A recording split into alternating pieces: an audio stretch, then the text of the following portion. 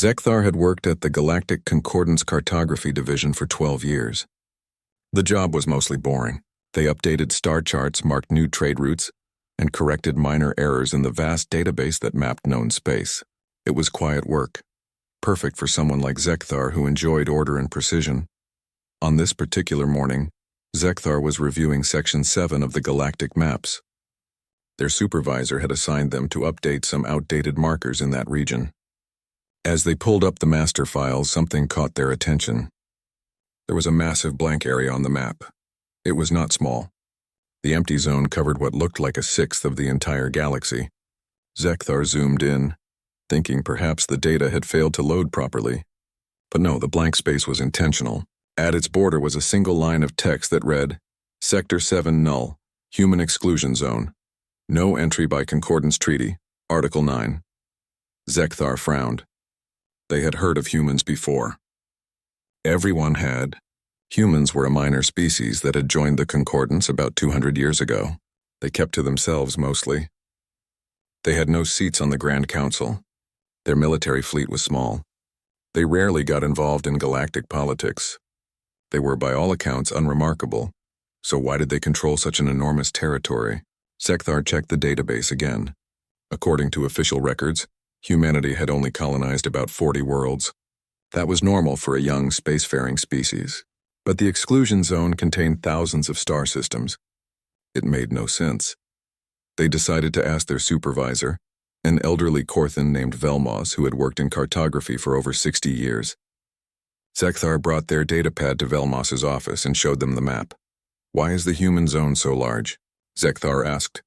The records show they only occupy a tiny portion of it. Velmos looked at the screen. Their face changed immediately. The friendly expression vanished, replaced by something Zekthar had never seen before on their supervisor's face. Fear. Leave it alone, Velmos said quietly. But I don't understand. If they're not using the space, why? I said leave it alone. Velmos's voice was sharp now. That's how the maps have always been. Don't ask questions about it. Zekthar was stunned. Velmos had never spoken to them like this before. They returned to their desk, but they could not stop thinking about it. Why would a simple question about a map cause such a reaction? Over the next few days, Zekthar began digging deeper. They searched through old shipping records looking for any traffic near the human zone. What they found was disturbing. Over the past 2 centuries, 17 different ships had approached the boundary of Sector 7 null. None of them had returned. There were no distress signals, no debris fields, no emergency beacons. The ships had simply vanished the moment they crossed into the exclusion zone. It was as if they had been erased from existence. Zekthar looked up the treaty that established the exclusion zone. Article 9 of the Concordance Charter stated clearly that no vessel, military or civilian, was permitted to enter human space without explicit permission. The penalty for violation was not listed. It just said enforcement will be absolute. What made Zekthar's skin crawl was the date on the treaty. It had been signed 427 years ago. But according to every official record, humanity had only made first contact with the Concordance 203 years ago. How could there be a treaty protecting human space that was older than humanity's known contact with galactic civilization? Zekthar knew they should stop. Velmos had warned them, but their curiosity was too strong. They began asking careful questions to other colleagues. Most of them knew nothing about the human zone. A few, the older ones, reacted the same way Velmos had. They would change the subject quickly or tell Zekthar to stop asking. Finally, Zekthar found someone willing to talk. An old Vrelnian archivist named Sothral who worked in the Historical Records Department. They met in a quiet cafe far from the Concordance headquarters. You're asking about the humans, Sothral said. It was not a question. Yes, no one will tell me anything. Sothral was silent for a long moment. They looked around the cafe, making sure no one was close enough to hear. Then they leaned forward. There are things the Concordance doesn't talk about, Sothral said quietly. Events from before the current order was established. The human exclusion zone is one of them. Why? Because the truth is terrifying. Sothral paused. Have you ever wondered why the Concordance exists? Not the official story about unity and cooperation. The real reason. Zekthar shook their head. The Concordance was created to make sure certain mistakes are never repeated. To make sure no one ever threatens humanity again? That doesn't make sense. Humans are weak. They have almost no military presence. They avoid conflicts. Sothral laughed, but there was no humor in it. That's what they want everyone to think. Let me ask you something. Have you ever heard of the Keshtar Dominion? Zekthar searched their memory. The name sounded vaguely familiar, but they could not place it. I don't think so. Exactly. That's the point. 8,000 years ago, the Keshtar Dominion was the most powerful empire in the galaxy. They had conquered hundreds of worlds. Their military was unstoppable. They were so dominant that species would surrender without a fight just hearing their name. What happened to them? They met humanity. Sothral's voice dropped even lower. And they made the mistake of trying to enslave them.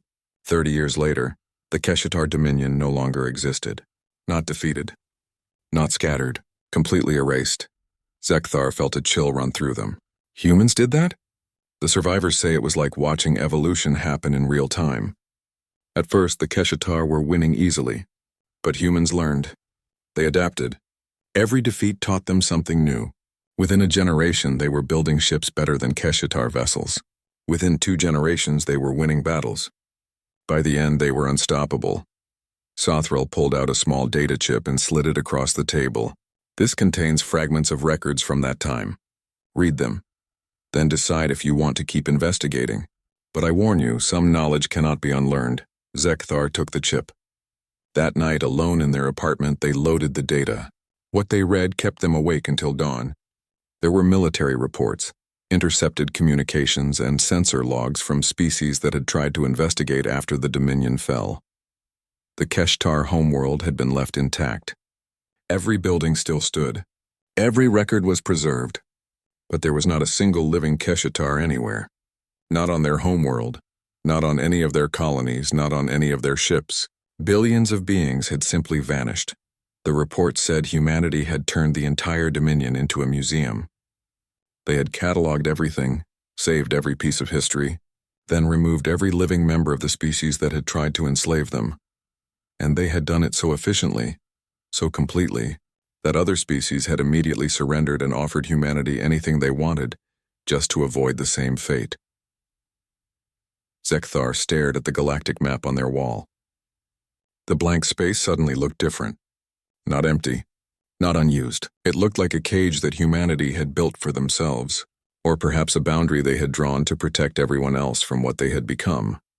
For the first time, Zekthar understood why no one talked about the humans, why the maps ended at their space, why no one dared to ask why, because the answer was too frightening to speak aloud. Zekthar could not stop reading.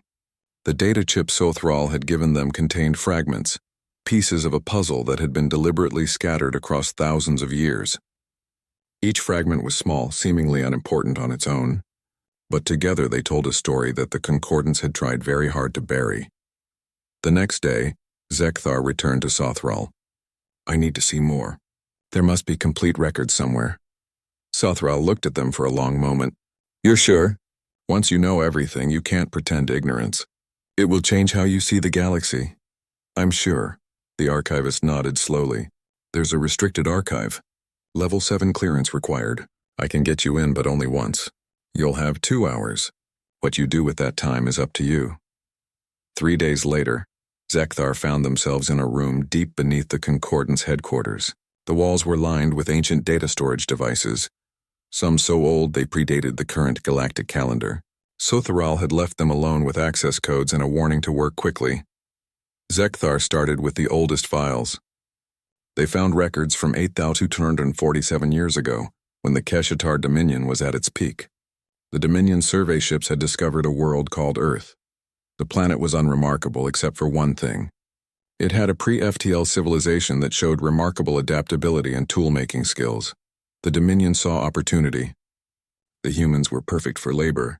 They were intelligent enough to follow complex instructions but not advanced enough to resist. The Dominion assembled an invasion fleet of 300 ships and traveled to Earth. First contact was not peaceful. The Dominion did not believe in negotiation with primitives. They simply attacked, destroying several human cities from orbit as a demonstration of power. Then they landed their troops. The initial invasion reports were confident. Human weapons were primitive. Their military organization was fragmented into hundreds of competing nations. The Dominion expected complete victory within months, but something went wrong. Zekthar found a military report dated 6 months after the invasion began. The Dominion commander sounded frustrated. Human resistance was stronger than expected. They were using guerrilla tactics, hitting supply lines, avoiding direct confrontation, nothing the Dominion couldn't handle, but it was taking longer than planned. A report from 1 year in showed the first signs of concern. Humans had somehow captured Dominion weapons and were reverse engineering them. Their scientists had figured out the basic principles of plasma rifles and were building crude copies. Impossible, the report said. They shouldn't have the knowledge base to understand the technology.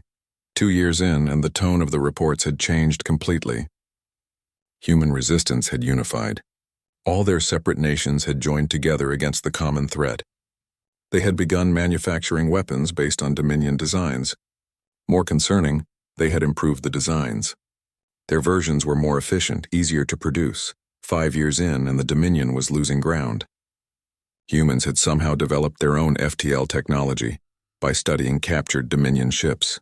They had begun attacking Dominion supply convoys in space. The reports described human pilots as unnaturally skilled and seemingly fearless.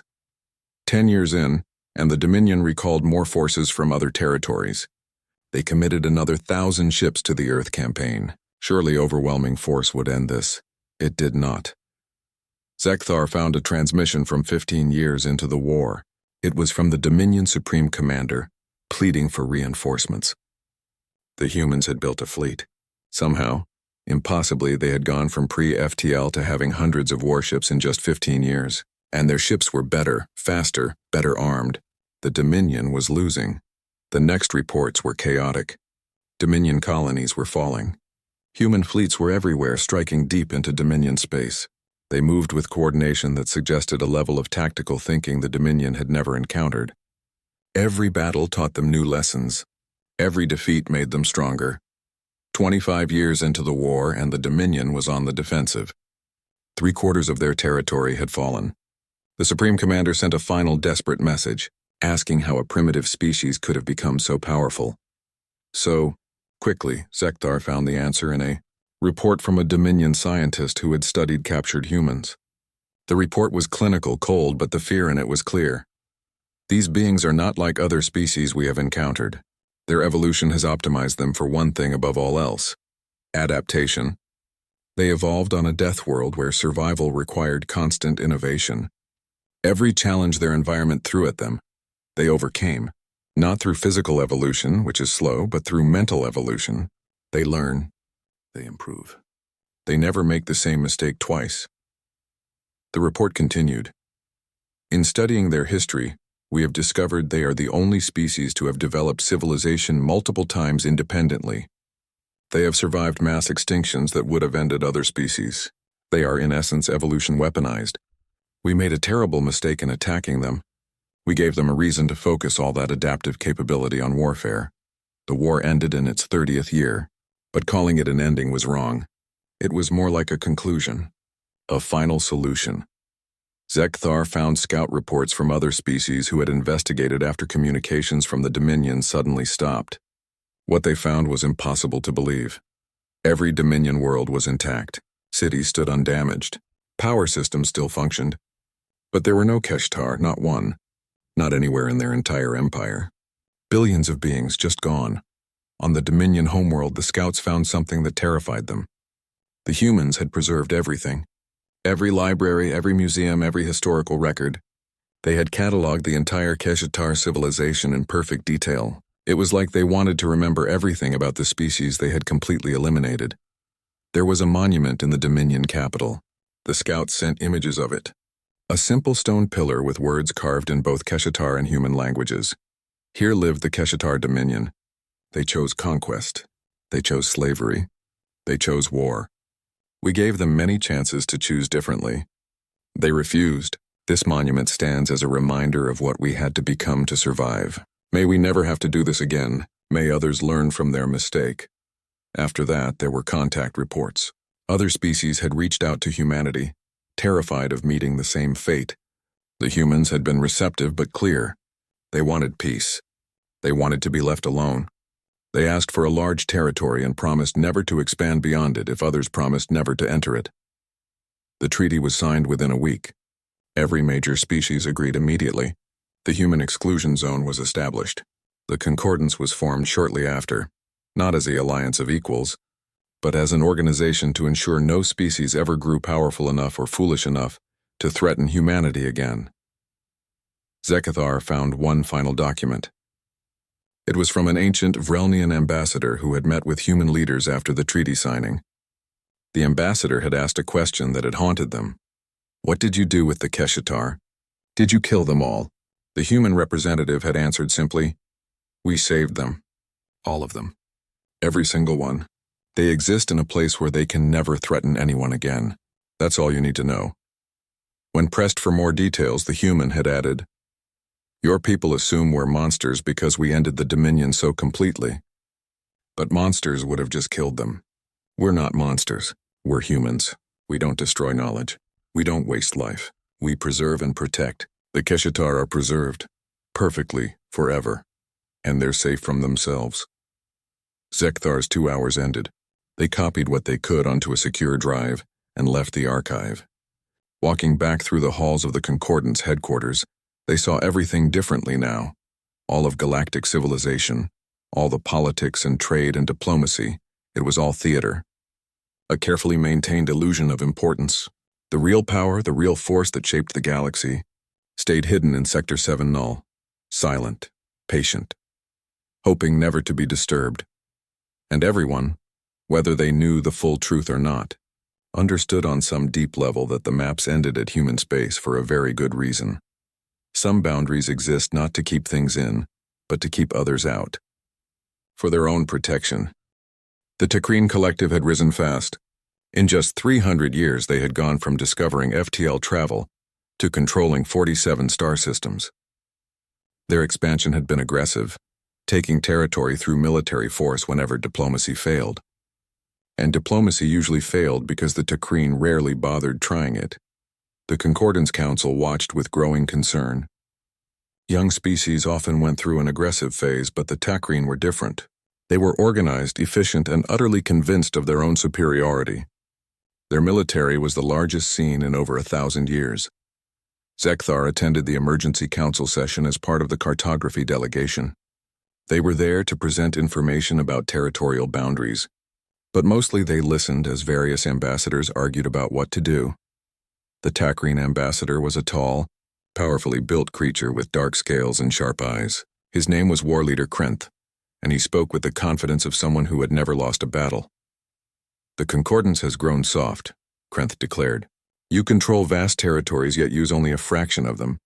The Takrine Collective demands access to unused space for colonization. Specifically, we request the territory marked as Sector 7 Null. The council chamber went silent. Zekthar felt their blood run cold. An elderly Vrelnian counselor spoke carefully. That territory is protected by treaty. It cannot be ceded. Protected by whom? Krenth demanded. Our intelligence shows minimal military presence. A handful of ships, small colonies. The species that claims this territory clearly cannot use it. The Takrine Collective can. We will make it productive. The treaty is very clear, another counselor said. That space belongs to humanity. It is forbidden to all other species, Krenth laughed. It was not a pleasant sound. Humanity.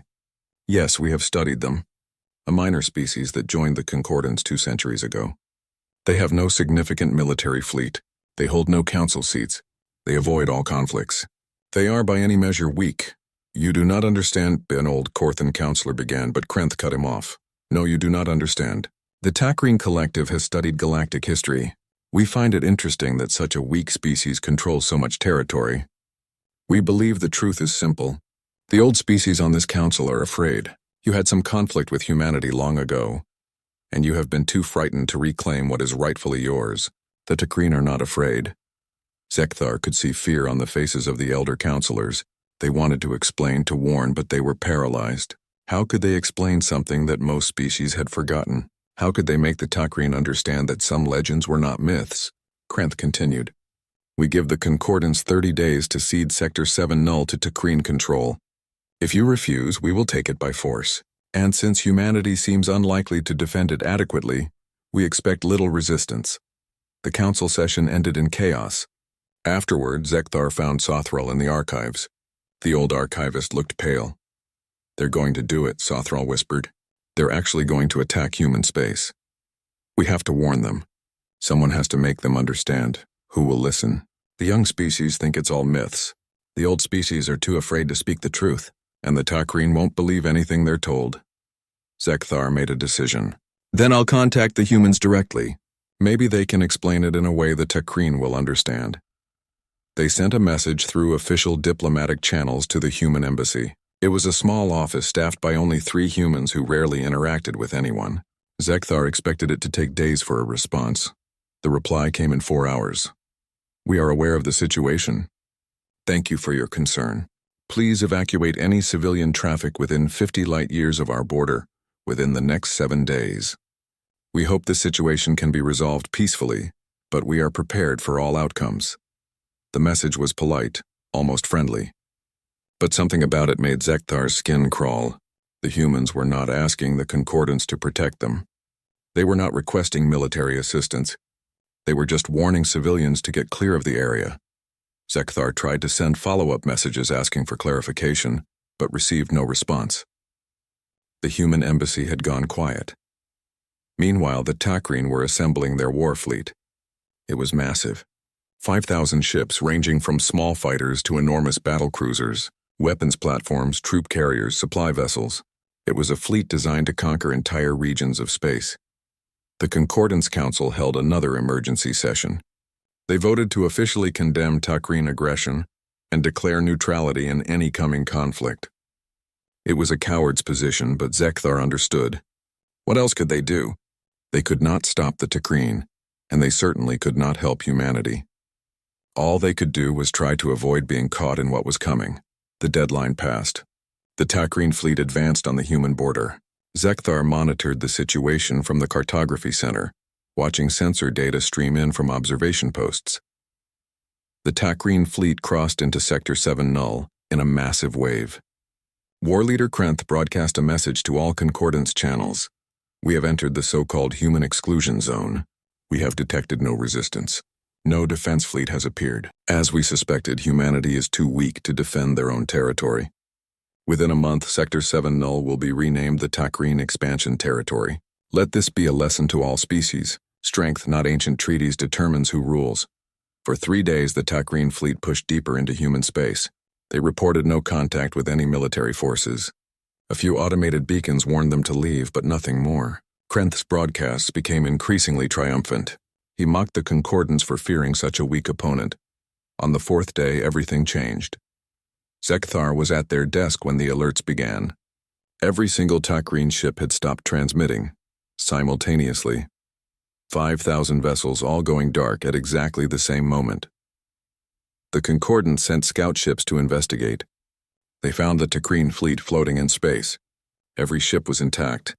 No signs of weapons damage, no debris, no signs of battle at all. But the ships were empty. Completely empty. Boarding parties found everything in perfect order. Food still warm in the cafeterias. Stations still manned. Personal items still in quarters. But not a single Takrine remained. The scouts reported back with growing panic. It was not just the fleet. They had checked the closest Takrine colony. Empty. Every building intact. Every system functioning. But no Takrine. Over the next week, the full scope became clear. The entire Takrine collective had vanished. Every colony world, every space station, every outpost. Millions of Takrine, possibly billions, just gone. Their territory remained. Their buildings stood. Their ships floated in space. But the Takrine themselves no longer existed. There were no bodies. No signs of violence. No indication of what had happened. It was as if the entire species had been carefully edited out of reality, leaving everything else untouched. The Concordance Council met in emergency session. No one spoke for a long time. Finally, the elderly Vrelnian counselor who had tried to warn Krenth stood. "Send a message to humanity. Ask them what they want us to do with Takrine territory." "Shouldn't we ask what happened to the Takrine?" a younger counselor asked. "No," several voices said at once. 2 days later, The human embassy reopened. The same 3 staff members returned to work as if nothing had happened. They requested a formal meeting with the Concordance Council. Zekthar was present as part of the cartography team. They watched as the human ambassador entered the council chamber. She was small, unassuming, dressed simply. She looked nervous, almost embarrassed. "First, let me apologize," she began. "We truly did not want this to happen. We gave warnings. We gave time for reconsideration. We hoped that Takrine would choose to listen. They did not. The responsibility for what followed rests with their leadership." "What happened to them?" a counselor asked quietly. The ambassador looked sad. "They are safe. That's all that matters. They exist in a place where they cannot harm anyone, including themselves. In time, perhaps they will evolve past their aggression. If that day comes, we may restore them, but for now they are where they need to be." "Are they dead?" the counselor pressed. "No, death is wasteful. We don't kill if we can avoid it. But we also cannot allow aggressive species to threaten others. So we move them. We preserve them. We give them time to change. It's the most humane solution we've found." The ambassador pulled out a small device and projected a map. "We're returning all Takrine territory to the Concordance. We have no use for it. We ask only that you remember this incident. Update your histories. Teach your young species what happened. Make sure they understand that the boundary around our space exists for everyone's protection." She paused, looking at each counselor in turn. "We are not your enemies. We are not conquerors. We truly want nothing more than to be left alone. But we have survived too much to allow threats to exist. The Keshtar taught us that we must be prepared to do whatever is necessary to protect ourselves. We learned that lesson well." "Too well, perhaps," the ambassador bowed slightly. "Update your maps. Keep the boundary clear. And please help us ensure this never needs to happen again." She left the chamber. The council sat in silence for a long time. Zekthar looked at the map projected in the center of the room. The blank space that was Sector 7 Null seemed darker now. Not empty. Not the Concordance Council decided that the truth could no longer be hidden. Too many species had witnessed what happened to the Takrine. The questions were spreading. Fear was growing. They needed to control the narrative before panic set in. Zekthar was assigned to help prepare a comprehensive briefing for all member species. It would include the full history of humanity's first contact with the galaxy, the war with the Keshtar Dominion, and the truth about what humanity had become. The human ambassador, whose name was Sarah Chen, agreed to participate in the briefing. Zekthar met with her several times to prepare. She was remarkably patient, answering questions that must have been uncomfortable. "Why did you stay hidden for so long?" Zekthar asked during one of their meetings. Sarah smiled sadly. "Because we learned something important during the war with the Dominion. Fear makes people dangerous. When species are afraid, they do stupid things. They build weapons they shouldn't build. They form alliances that create instability. They attack first and ask questions later. But you could have conquered the galaxy. Everyone knows that now.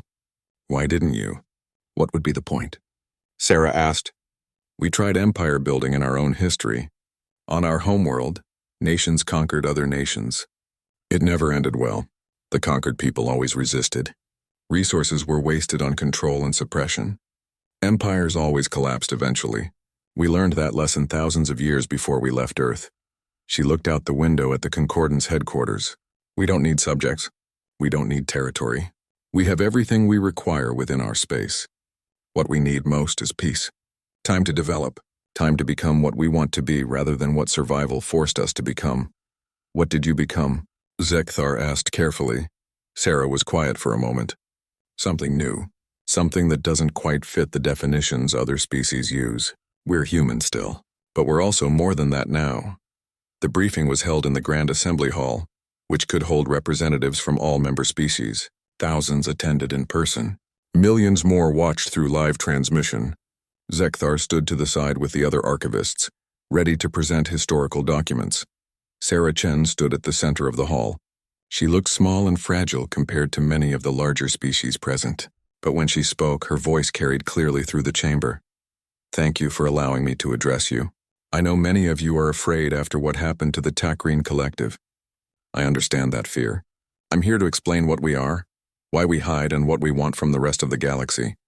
She gestured, and a hologram appeared showing Earth. 8,000 years ago, my species was young. We had just developed FTL travel. We were excited to explore the galaxy and meet other civilizations. Then the Keshtar Dominion found us. They didn't come in peace. They came as conquerors. They attacked our world without warning. They killed millions of us in the first day. The hologram changed, showing the war. Zekthar had seen these images in the archives, but viewing them in the open like this was different. The audience watched in silence as the history unfolded. The war lasted 30 years. We lost billions of people. Entire cities were destroyed. But we survived, and as we fought, we changed. We had to change. The Dominion was too powerful for us to defeat as we were. Sarah paused. Evolution usually takes millions of years. But humanity has always been good at adaptation. We learned to accelerate that process. We started modifying ourselves, improving our bodies, expanding our minds. At first, it was just to survive the war. Then it became something more. The hologram showed human technology advancing at impossible speeds. Ships became sleeker, weapons more sophisticated, strategies more complex. By the end of the war, we weren't quite the same species that the Dominion had attacked. We had become something new. We had transcended our biological limitations. We had learned to think faster, live longer, exist in forms that were more than just flesh and blood. Sarah looked around the chamber. After we won, we faced a choice. We had become powerful, more powerful than any other species in the galaxy. We could have conquered everything. Many of our leaders wanted to. They said it was the only way to ensure we would never be threatened again. But some of us remembered what we had been. We remembered being the weak ones, the victims, the species fighting for survival. We remembered how terrifying it was to face an enemy that had all the power. And we decided we didn't want to become the thing we had fought against. The hologram changed again, showing the treaty negotiations, so we made a deal with the other species. We asked for a large territory and promised never to expand beyond it. In exchange, everyone else promised to leave us alone. We wanted time. Time to figure out what we had become. Time to decide what we wanted to be. A counselor from a young species stood. But you still have power. You proved that with the Takrine. Why should we believe you won't use it to conquer us? Because we've had 8,000 years to do so and haven't, Sarah replied simply. We could have taken over the galaxy 100 times since the treaty was signed. We chose not to. Power without restraint is just tyranny. We learned that lesson too many times in our own history. Another counselor asked the question everyone wanted answered. What exactly are you now? What did you become? Sarah smiled. That's complicated.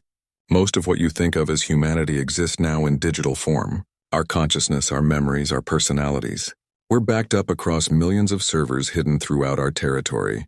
The body you're looking at is biological, yes, but it's more like a vehicle I'm wearing. If this body dies, I continue to exist. I've existed for over 6,000 years. I've had hundreds of different bodies. The audience murmured. This was beyond what most species had considered possible. We've also mastered nanotechnology, quantum engineering, and dimensional manipulation. Sarah continued. We can reshape matter at the molecular level. We can create pocket dimensions. We can move things between different layers of reality. That's what we did with the Takrine. You put them in another dimension? Someone asked. Yes. A pocket universe where they exist in a simulation of their ideal civilization. They're not suffering. They're not imprisoned in any traditional sense. They're living out their existence in what we calculated would be their perfect society. They'll never age, never die, never lack for anything. In a million years, when their culture has evolved past its aggressive phase, we may return them to this reality, or we may let them continue as they are. We haven't decided yet. That's still a prison, a counselor objected. Yes, Sarah agreed, but it's better than the alternatives. We could have killed them. That would have been easier. Or we could have done what the Dominion tried to do to us and enslaved them. We chose a third option, preservation. They exist. They're safe. And the galaxy is safe from them. Everyone wins, an elderly Vrelnian counselor stood. What I don't understand is why you hide. If you're so powerful, why pretend to be weak? Sarah's expression became sad. Because we remember being weak. We remember how it felt to be threatened by species more powerful than us. We don't want other species to feel that way about us. Fear breeds conflict. We want peace, not submission. But doesn't hiding the truth create its own dangers? The counselor pressed. The Takrine attacked because they thought you were weak. Yes, Sarah admitted. That's the paradox we live with. If we reveal our true capabilities, species will fear us. If we hide them, species will challenge us. We've chosen to hide because most of the time it works. Most species never test our boundaries. The Takrine were an exception. A tragic one. She looked around the chamber. This is why I'm here now. The truth is out. You know what we are. You know what we can do. Now comes the hard part. Can you live next to beings like us and not let fear control your actions? Can you trust that we mean what we say when we promise we only want to be left alone? Zekthar watched the faces in the audience. Fear, yes, but also wonder, and something else. Understanding, perhaps, or maybe just acceptance of reality. A young counselor asked one final question. What happens if someone threatens you again? Will you do to them what you did to the Takrine? Sarah was quiet for a long moment. We hope we never have to. Every time we use our power, we become a little less like the species we want to be and a little more like the weapon we had to become to survive. But yes, if we're threatened, we'll respond. We'll give warnings. We'll offer peaceful alternatives. But if those fail, we'll do what's necessary. She looked directly at the young counselor. We've survived too much to allow threats to end us now. The galaxy should understand that. Not as a threat, but as simple truth. We want peace. We'll defend that peace if we must. The best outcome for everyone is to respect the boundaries we've established. The briefing ended. As the audience dispersed, Zekthar approached Sarah. Will it be enough? Will they understand? Sarah shrugged. Some will. Others won't, that's always how it is. But at least now the truth is on record. The next species that thinks about crossing our border will know what they're risking. Maybe that will be enough to prevent another tragedy like the Takrine. I hope so, Zekthar said. So do we, Sarah replied. More than you know. The weeks after the briefing were chaotic. The revelation about humanity spread across the galaxy faster than any message could travel. Species that had dismissed the old warnings as myths now had to confront the truth. The reaction varied wildly depending on the species and their position in galactic politics. Some of the younger, more aggressive species called for immediate military buildup. They argued that humanity's power made them a threat that needed to be contained. War councils met in secret, discussing strategies and alliances. Zekthar attended one such meeting as an observer. They listened as military leaders discussed impossible plans, building weapons that could breach dimensional barriers, creating alliances strong enough to challenge human space, preemptive strikes before humanity could grow even stronger. An old Vrelnian general finally stood and spoke. His voice was tired but firm. I've seen 6,000 years of galactic history. I've watched empires rise and fall. I've seen species try everything you're proposing. None of it works. You can't fight beings who exist outside of normal reality. You can't kill consciousnesses that are backed up across millions of servers. You can't invade space they can reshape at will. Then what do you suggest? A young Takrine general demanded. That we just accept their dominance? I suggest we accept reality, the old general replied. Humanity has had 8,000 years to conquer us. They haven't. That tells you everything you need to know about their intentions. Build your defenses if it makes you feel safer, but don't be stupid enough to attack them. That's not strategy. That's suicide. Other species took a different approach. Diplomatic missions were sent to the human border, requesting formal alliances and treaties. They offered trade agreements, technology exchanges, mutual defense pacts, anything to establish friendly relations with the most powerful beings in the galaxy. The human response was polite but consistent. They appreciated the offers but preferred to maintain their current arrangement. They would trade on a limited basis for certain resources they couldn't easily synthesize. They would share some medical technology that could help other species. But they would not form alliances. They would not station ships in other territories. They would not become involved in galactic politics. We're not your protectors, Sarah Chen explained to one delegation. We're not your allies or your enemies. We're your neighbors who want to be left alone. That's all. Don't complicate it. Zekthar was promoted to the Concordance Security Council, specifically assigned to maintain historical archives and ensure accurate information about humanity was available to all species. It was a position created just for them, a recognition that the galaxy needed someone who understood the truth and could explain it to others. Their first major project was updating educational materials. Every species in the Concordance would now be taught about humanity as part of their basic galactic history courses. The curriculum included the Keshtar War, the treaty, and the incident with the Takrine.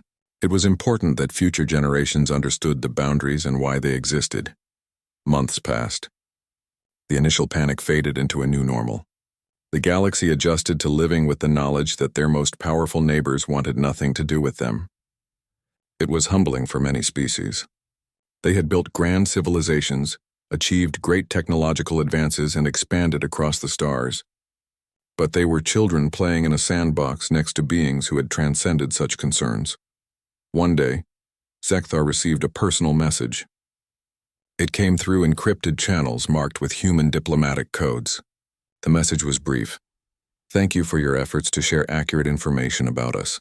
We know what you sacrificed to uncover the truth and what risks you took to spread it. That takes courage. If you ever want to visit our space, you're welcome. We could use friends who understand why we hide.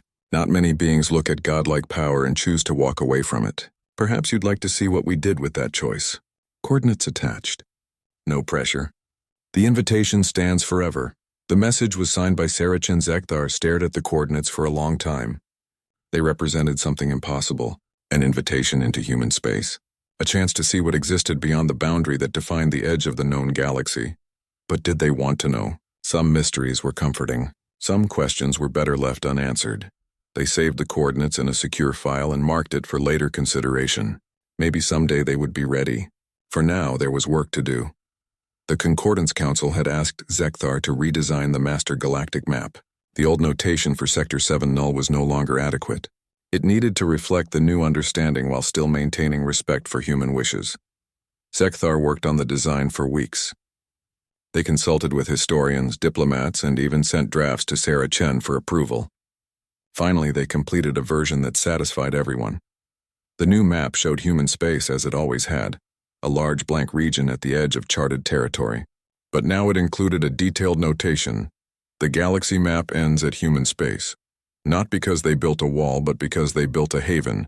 Respect the boundary. Honor the peace. Here dwell beings who chose restraint over conquest, isolation over empire, and preservation over destruction. They ask only to be left alone. Grant them that courtesy. Remember the Keshtar. Remember the Takrine. Remember that the greatest power is knowing when not to use it. The council approved the notation unanimously. Within a month, it appeared on every official map in concordant space. Every star chart, every navigation system, every educational display. The boundary was clearly marked, and its meaning was clear. Zekthar stood in their office looking at a large version of the map displayed on the wall. The blank space no longer seemed empty or ominous. It looked peaceful. A quiet place where beings who had earned their rest could live undisturbed. Sothrel visited one day. The old archivist looked at the map and smiled. "You did well. This is better than hiding the truth. Knowledge with context prevents fear." "I hope so," Zekthar said. "But there will always be species who don't believe it, who think they're special or different or smart enough to challenge the boundary." "Perhaps," Sothrel agreed. "But now they'll make that choice with full knowledge of the consequences. That's all we can do. Teach the truth and hope wisdom prevails." Years passed. Zekthar became one of the foremost experts on human history and culture. They gave lectures, wrote papers, and advised the council on matters relating to the human boundary. It was meaningful work, preventing conflicts before they could begin. Sometimes, late at night, Zekthar would pull up the coordinates Sarah had sent. They would study them, wondering what existed at those exact points in space. What would they find if they traveled there? What would they see? The question haunted them, but in a gentle way, like wondering what lay beyond the horizon while being content with the view from where they stood. More time passed, a century, then two. Zekthar lived longer than most Vrelnians thanks to medical technology humans had shared with the Concordance. It was ironic, they thought, that beings who had transcended death were helping other species live longer. On their 200th birthday, Zekthar made a decision. They requested an extended leave from the council and booked passage on a small ship. They loaded the coordinates into the navigation system. It was time to see what lay beyond the map. The journey took 3 weeks. As they approached human space, automated beacons warned them they were entering restricted territory. But when Zekthar transmitted the authorization code Sarah had provided, the warnings changed to welcomes. A small human ship appeared to escort them. The pilot was friendly, chatting casually about the weather on nearby colony worlds. They seemed genuinely happy to have a visitor. Zekthar was guided to a planet near the coordinates Sarah had provided. From orbit, it looked like paradise. Blue oceans, green continents, white clouds, cities that blended seamlessly with natural landscapes. It could have been Earth or any of 1,000 garden worlds. They landed at a small spaceport where Sarah Chen was waiting. She looked exactly as she had 200 years ago. Unchanged, eternal. You came, she said, smiling warmly. I wasn't sure you would. Neither was I, Zekthar admitted. But I had to know. What do you do with all this power? What do you do with eternity? Sarah gestured at the landscape around them. Come, let me show you. Over the next weeks, Zekthar saw the truth of human civilization. They visited cities where billions lived in peace, pursuing art and science and philosophy. They saw gardens that stretched for hundreds of miles, maintained by communities who found joy in cultivation. They met humans who had lived for thousands of years, each finding new passions and purposes as centuries passed. They visited workshops where humans experimented with reality itself, creating new forms of matter and energy. They saw archives where every piece of human history was preserved in perfect detail, accessible to anyone who wanted to learn. They attended performances of music and theater that lasted days, created by artists who had centuries to perfect their craft, and everywhere they saw contentment. Not the stagnation of a species that had given up, but the peace of beings who had found what they wanted and were satisfied with it. This is what we chose, Sarah explained as they stood overlooking a city at sunset.